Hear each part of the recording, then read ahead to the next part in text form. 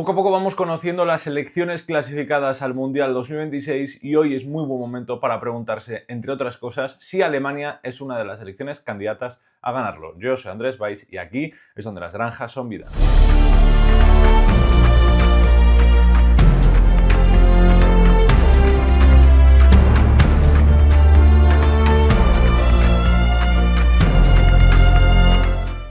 Hace unos días os pedí que me dejarais, tanto en mis redes sociales como en un post de la comunidad, diferentes preguntas sobre diferentes cuestiones del mundo del fútbol para hacer un Q&A. Y una de esas preguntas, o varias de esas preguntas, mejor dicho, en las diferentes plataformas, iba dirigida al Mundial 2026 y a las posibilidades de la selección alemana. Así que aprovechando que es parón de selecciones, voy a empezar por las preguntas de YouTube y por la pregunta en concreto de la candidatura y las candidaturas distintas de Alemania y de otras selecciones al Mundial 2026, y a partir de ahí pues iré comentando las demás preguntas que haya guardado, que más interesantes me hayan parecido, para poder responderos a absolutamente todos. En cuanto a la primera pregunta, ¿vale?, que nos la deja LDMD, pero hay varias personas que lo preguntan, me preguntan si Alemania puede ser, si veo a Alemania como candidato al Mundial 2026. Y aquí hay que decir varias cosas, ¿vale? Para empezar, que no quiero que la imagen más reciente de Alemania, tanto la más positiva, que es ese 6-0 a Eslovaquia, como la más negativa, que es toda la fase clasificatoria en general, afecte. Porque el Mundial al final se juega en junio, al final de la temporada, con jugadores lesionados que ahora mismo no están y que estarán recuperados y en teoría deberían estar en muy buen momento para ese entonces, y con un contexto distinto, porque luego también la temporada que hagan los jugadores con sus clubes influye mucho en cómo vayan a llegar a ese torneo. Dicho esto, yo a Alemania no la veo top 5 candidatas al Mundial. Y top 10 sí, ¿vale? Top 10 sí, top 5 no lo veo. Si queréis hacemos un repaso con las selecciones y así ya acabamos mucho más rápidamente. Contando el último ranking FIFA, que no está actualizado porque aún no ha acabado el parón, va a salir Alemania 10ª, pero en realidad Italia es la que baja a la 10ª posición y Alemania queda en la 9ª, y, importante, entra como cabeza de serie en el bombo 1 del sorteo de los grupos del Mundial, importantísimo porque llega a ser bombo 2 y se podría comer una pues España, Argentina, o sea, sería un problemón tremendo. Y tiene 8 selecciones por delante: España, Argentina, Francia, Inglaterra, Portugal, Países Bajos, Brasil y Bélgica. De estas 8 selecciones, ¿vale?, por diferentes cuestiones, yo veo a Alemania por delante de 2, que es Bélgica, porque creo que en el momento de la verdad Alemania está por encima de la selección belga, y también por delante de Brasil, porque no sé qué narices esperar de la selección de Carlo Ancelotti, y la realidad es que siento que si Alemania está en un mal momento a nivel de talento, Brasil tampoco es que esté demasiado boyante, y creo que la posición más débil de la selección brasileña es bastante más débil que la posición más débil de la selección alemana, y la mejor posición de Brasil no es mejor que la mejor posición de Alemania en cuanto a jugador. Entonces, bueno, me quedo con Alemania. Con respecto a las demás, estoy en duda con Portugal y Países Bajos. Inglaterra, que tiene una cantidad de talento exagerada. O sea, es posible que Bellingham, Foden, Palmer no creo, pero Bellingham, Foden, Palmer, uno de esos tres puede que incluso no vaya ni convocado al Mundial. Es una cosa loquísima. Tiene una cantidad de talento tremenda. Francia viene de ser la finalista en los últimos 2 mundiales, ¿vale?, en 2022 y en 2018 campeona del mundo. Que es cierto que de esa selección de 2022 no queda mucho, y a mí Francia me deja un poco de dudas en el centro del campo. Tchouaméni, Camavinga, Manu Koné no me acaban de cuadrar mucho, pero es que luego en defensa tienen a Upamecano, a Saliba, a Konaté, tienen lo que quieran. En portería con Mike Maignan están muy bien, y luego en ataque es que Mbappé, Dembélé, Barcola, Doué, o sea, Marcus Thuram tienen una cantidad de talento ingente en esa parte del campo de la selección francesa. Y luego Argentina, actual campeona del mundo. Además, creo que es una selección que va a más.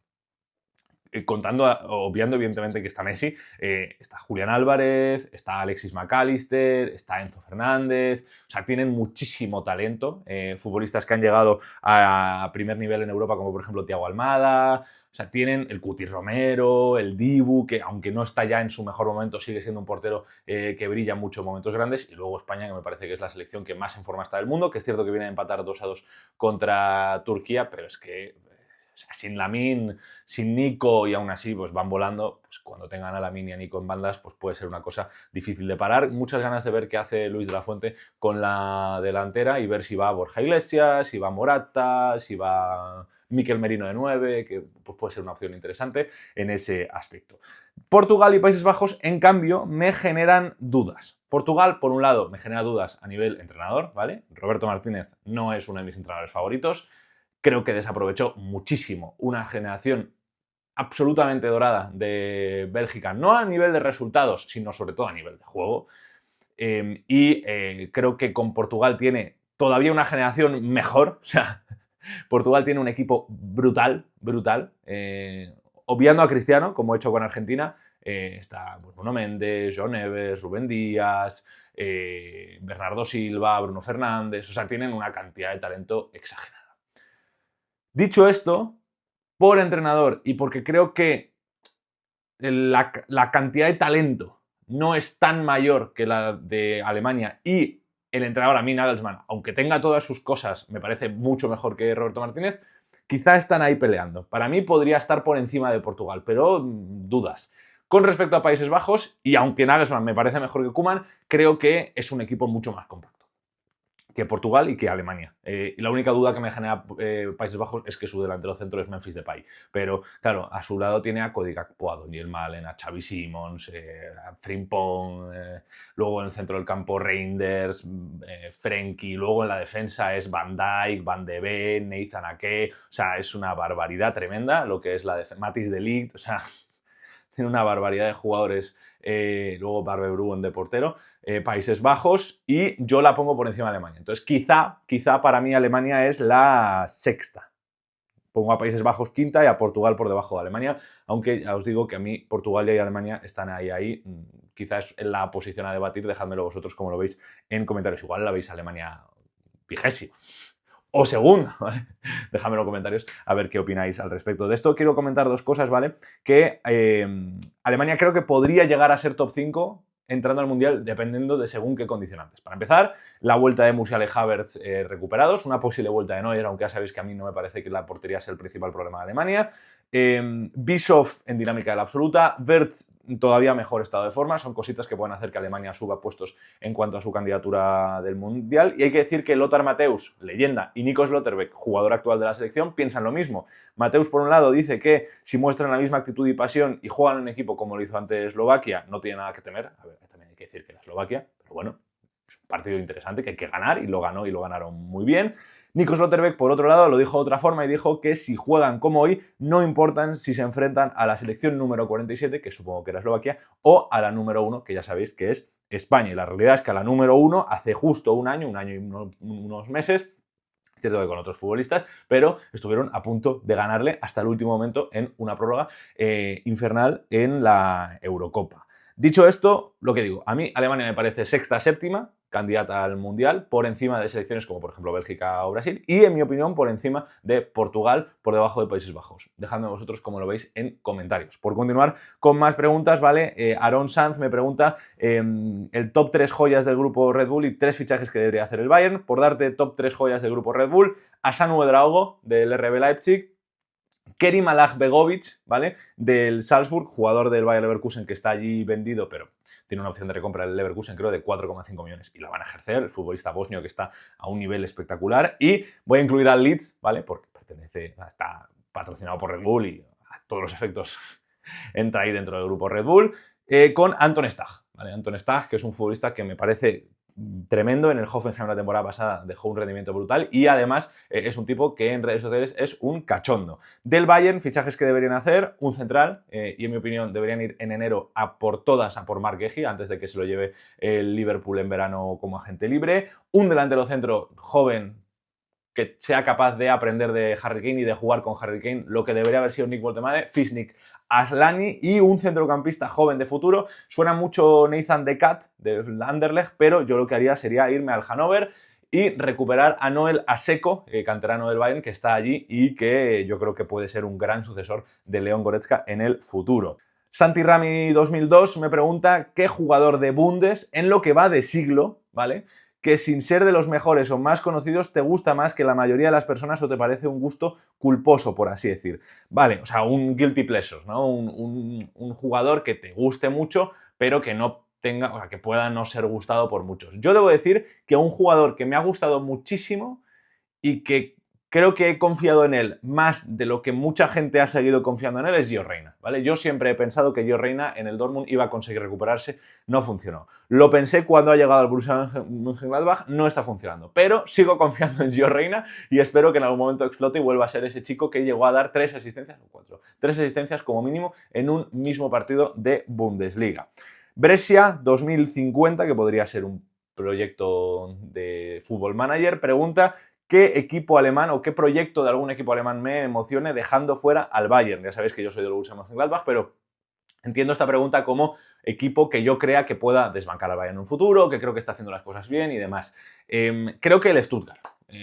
Tengo un vídeo en el canal hablando de ellos, de cómo Mercedes y Porsche quieren hacer grande de nuevo a un gigante dormido del fútbol alemán y creo que precisamente es un equipo que puede, en un futuro, haciendo las cosas bien, sin volverse loco en el mercado de fichajes, pero tampoco vendiendo a la primera y solo centrándose en un equipo vendedor, pelearle una liga al Bayern. Evidentemente no al Bayern actual, el Bayern actual es una bestia y nadie le puede pelear una liga, pero ni en Alemania ni en otras ligas de Europa posiblemente, porque es uno de los niveles más acojonantes de dominio que he visto yo de la Bundesliga. Pero creo que el Stuttgart tiene un proyecto interesante a seguir en el futuro.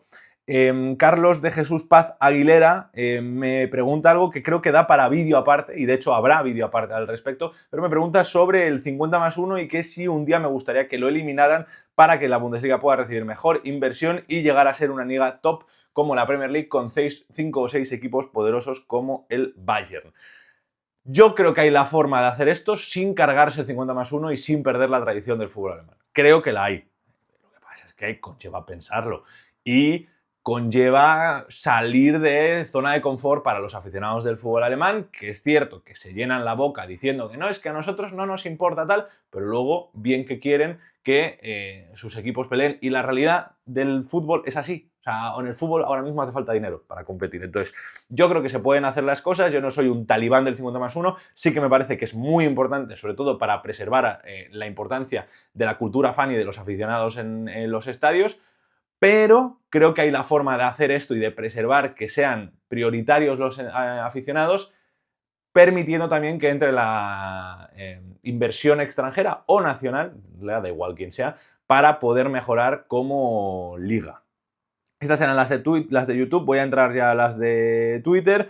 Servus Lorenzo me pregunta qué creo que pasará con Harry Kane, si renovará, acabará contrato y ya, volverá a jugar en Inglaterra o el Tottenham. Para empezar, yo creo que de todas las opciones que hay, que es que renueve, este año se ha vendido o acabe contrato y se vaya como agente libre, la que menos pasará es que se vaya como agente libre y yo creo que va a renovar. En caso de que se vaya este verano, es mucho más difícil de lo que la gente piensa, ¿vale? Porque Harry Kane, ya sabéis, seguramente lo habéis leído, está interesado el Barça en él.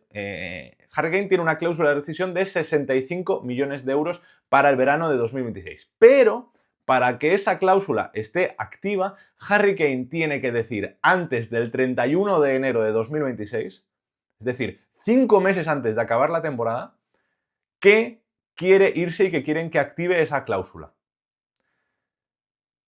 Si no lo dice Harry Kane, tiene que ser Kane el que lo active, Harry Kane no tendrá cláusula. Entonces el Bayern será libre de exigir el dinero que quiera. Que evidentemente es el último verano para venderlo, porque si no renueva contrato en 2017 se va como agente libre. Pero yo por eso creo que no se va a ir. Creo que él mismo lo dijo, es muy importante los partidos que van a hacer estos próximos 2 meses para ver en qué punto están. Él mismo lo ha dicho, yo creo que él mismo es consciente de que depende un poco de lo que pase esta temporada, se irá o no. Y de hecho creo que va a renovar con el Bayern München. Gus me pregunta también sobre Alemania de cara al Mundial y dice que con todos sanos y disponibles, ¿cuál sería el ataque titular? ¿Havertz tendrá ese espacio en ese 11 o para ti parte como suplente en estos momentos? Para mí y para Nagelsmann, Havertz es indispensable. Jugador en el top 13-14 jugadores más importantes de la selección alemana está Kai Havertz, aunque no hayamos podido verlo en los últimos 6 meses. Hay que decir que ha salido una información de Bild en el que hablaban de los jugadores que estaban sí o sí en la convocatoria de cara al Mundial. Baumann es el único portero, por ejemplo, y pone a la misma altura a Tugolu que a Ter Stegen. No está Leroy Sané o Leon Goretzka, y sí está Kai Havertz y Jamal Musiala, que están lesionados. El otro día vi un posible 11, ¿vale? Que plantaba a Voltemade en punta, con Wirtz y Musiala por detrás y Havertz de enganche, por así decirlo.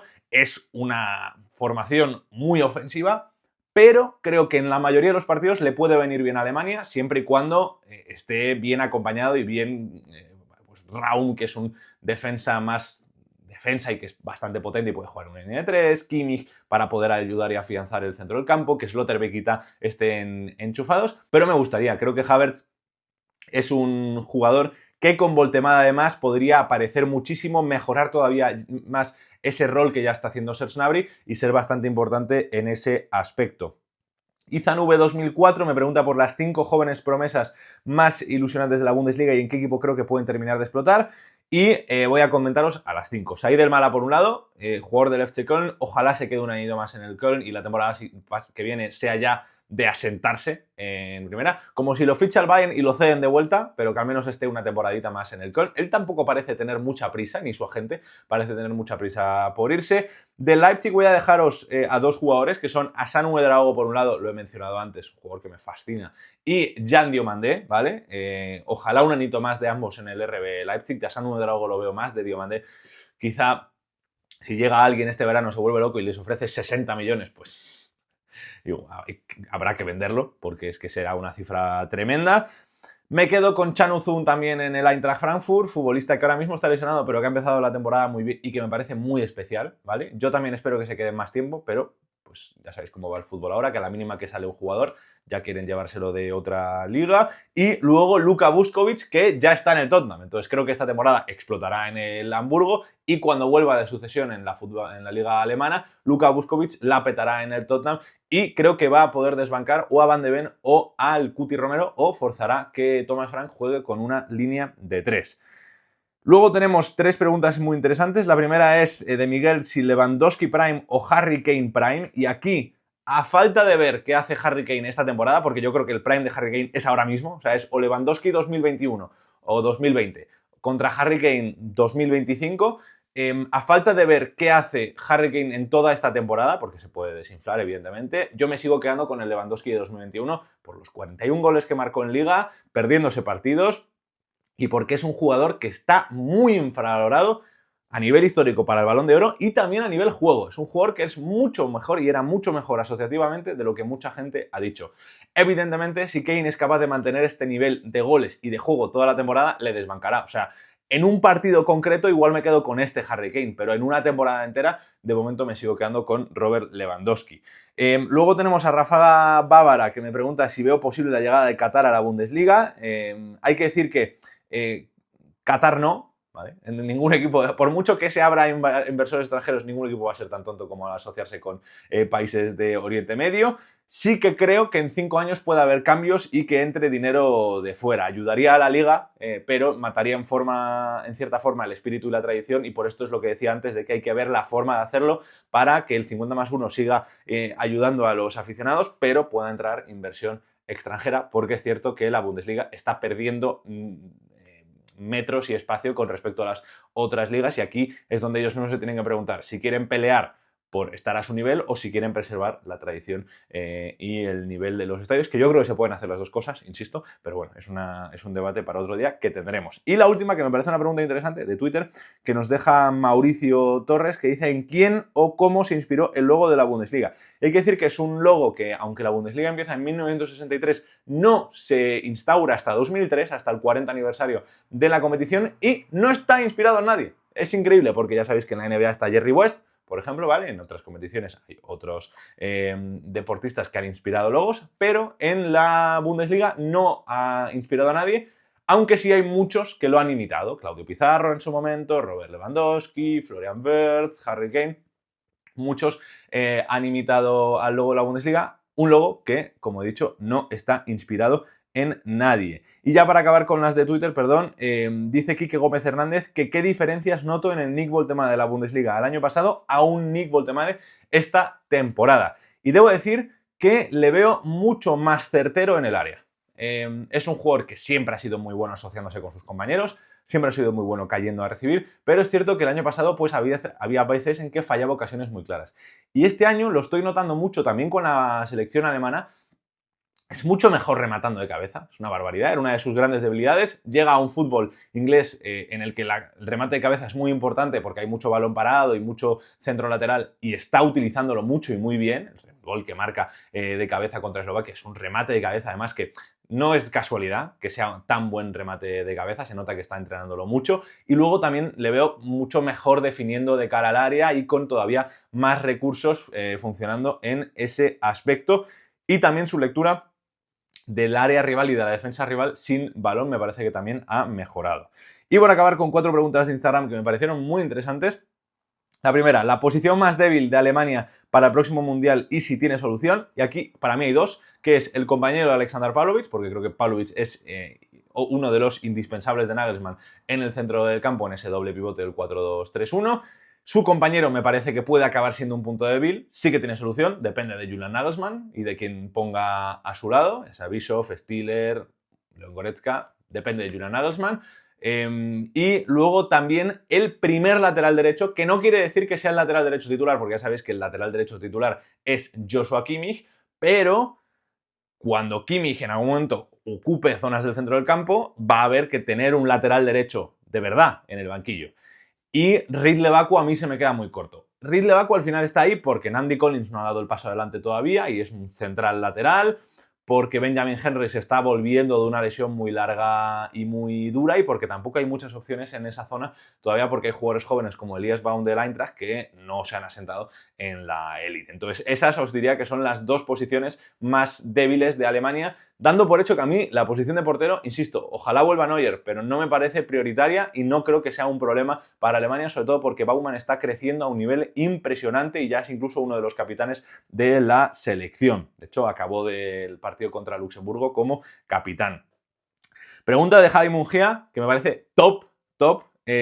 Si fueses un One Club Man, ¿quién te gustaría haber sido? Y aquí no me puedo quedar con uno, ¿vale? Voy a tirar por el fútbol alemán. Me voy a quedar con dos. Por un lado, de mi equipo, Patrick Herrmann, ¿vale? Flaco, el futbolista del Borussia Mönchengladbach, jugó Champions League con el Gladbach en dos posiciones distintas y además tiene un dato loquísimo, que es el futbolista más sustituido de la historia de la Bundesliga. Creo que son de sus 350 partidos disputados, 312 fue o suplente y entró a jugar o fue titular y fue sustituido, y eso siempre mola porque al final te permitiría ser ovacionado por todos los aficionados en muchas ocasiones. Y luego también está Uwe Kamps, ¿vale? Portero del Gladbach de 1982 a 2004, llevó al Gladbach a 2 finales de Pokal, él es subcampeón de la Pokal en 2 ocasiones, pero la de 1984 no es muy importante. Sí que es muy importante en la de 1992, cuando la pierden, pero en semifinales, para 4 penaltis, los 4 que le tiran en la tanda de penaltis para clasificar a la final, y luego ganan la de 1995, que es el último título que ha ganado el Borussia Mönchengladbach, y además se quedó para salvar al Gladbach del pozo en el inicio de la década de los 2000 y ascenderlo de segunda división a primera división. Además, medalla de bronce de los Juegos Olímpicos. Así que nada más la carrera de Uwe Kamps. Javi Saldaña, que me pregunta por 3 jugadores de culto sin ser los mejores de la Bundesliga, y aquí hay 2, bueno, aquí ya sabéis que siempre hablo de los mismos: Vincenzo Grifo, leyenda absolutísima del Freiburg; Maximilian Arnold, One Club Man de época del VfL Wolfsburg; y luego ya se está incluyendo, aunque sí que me parece de los mejores, Ángelo Stiller, que me parece que es un jugador tremendamente carismático y que además es muy bueno, y en un futuro será la estrella de alguno de los principales clubes de Europa, y ya no podremos decir que es jugador de culto porque ya lo conocerá absolutamente todo el mundo. Y para acabar, una pregunta interesante, con un datito interesante que la deja Marcos Gómez Díaz. ¿Quién es el futbolista más alto y el más bajo de la historia del fútbol alemán? Es una pregunta muy difícil de responder porque no hay ningún tracking oficial en este aspecto. Te puedo decir que uno de los más altos es Jan Koller, ¿vale? 2,02 metros, el jugador del Borussia Dortmund, que llegó a ser portero un día. Esta temporada también está Skelly Albero, que mide también 2,02 metros, futbolista del Werder Bremen. El más bajito, te puedo decir, de la historia del Bayern es Brian Zaragoza, ¿vale? 1,63 mide Brian Zaragoza, 1,64, perdón, el jugador más bajito de la historia del Bayern y uno de los más bajitos de la historia de la Bundesliga. Y, por lo que yo he encontrado, el jugador más bajito de la historia, según algunos, porque no hay nadie que lo confirme a ciencia cierta, es Tatsuya Ito, que jugó con el Hamburgo hace casi 10 años y medía 1,63 m, el futbolista japonés del equipo del norte de Alemania. Esto ha sido un poco todo, ¿vale? Lo que os he dicho al principio en cuanto a las candidaturas del Mundial, me parece un tema interesante. Cuando sea el Mundial, evidentemente haré mis predicciones y ahí pues podremos mojarnos un poquito más, pero ahora mismo el orden es España primera, Argentina segunda, Inglaterra tercera, la pongo por encima de Francia, Francia cuarta, Países Bajos quinta y, en mi opinión, Alemania sexta. Dejadme en comentarios cómo lo veis vosotros y nos vemos en el próximo vídeo. Adiós.